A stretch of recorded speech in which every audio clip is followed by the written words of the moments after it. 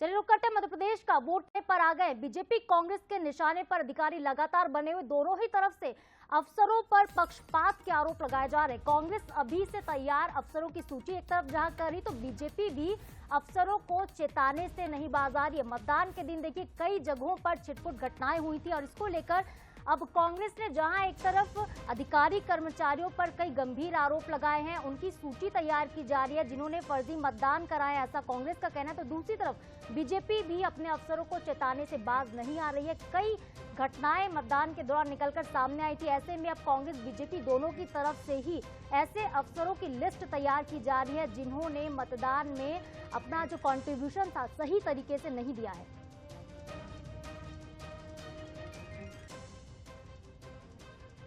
और हमारे executive editor Manoj Saini sir हमारे साथ सीधे लाइव जुड़ रहे हैं इस खबर पर, ज्यादा उनसे अपडेट लेंगे।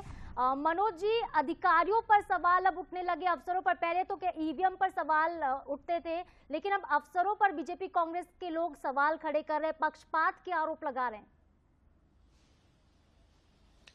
देखिए, जब कोई भी सरकार बदलती है या बदले हुए परिवेश में नई सरकार कोई जिम्मेदारी निभाती, सरकार वो भारतीय जनता पार्टी की हो जो वापसी कर सकती है, सरकार वो कांग्रेस की हो जिसकी बात कही जा रही वो आ सकती है, तो ऐसे में वो अधिकारी जो कहीं ना कहीं घेरे में आ जाते हैं, जो किसी एक के साथ दिखाई देते हैं या फिर अपनी कार्रवाई के दौरान चर्चाओं में आ जाते हैं, कई बार लीगल कार्रवाई करते तो उसके कारण भी निशाने पर आ जाते हैं। लेकिन इस बार का चुनाव बहुत अलग हुआ। तात्कालिक घटनाक्रम आप देखेंगे राजनगर का, जिसमें 302 का मुकदमा दर्ज हो गया तमाम भारतीय जनता पार्टी करीब 35 से ज्यादा लोगों पर। भारतीय जनता पार्टी के प्रदेश अध्यक्ष वहां पहुंचते हैं, चीजें बदलती है और फिर 307 का मुकदमा बाकी लोगों पर दर्ज हो जाता है, यानी जो कार्रवाई हुई लीगल नहीं हुई जैसा बीजेपी का दावा है।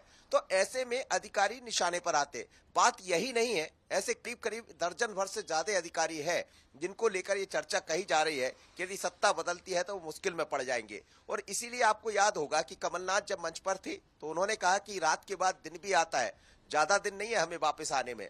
फिर हमने अमित शाह जी को ये कहते हुए देखा, केंद्रीय गृह मंत्री जब यहाँ पहुंचे, कि अधिकारी ये समझ ले, या फिर हमने मुख्यमंत्री जी को भी देखा। तो ये दरअसल सत्ता जब बदलाव होता है चुनाव के बाद, अब 23 की तकरार भी बड़ी जोरदार रही है, दोनों पार्टियों के अपने अपने दावे हैं, और जब सत्ता बदलेगी तो फिर स्वाभाविक तौर पर कि कुछ अधिकारी किसी के निशाने पर होंगे, कुछ किसी के निशाने पर होंगे।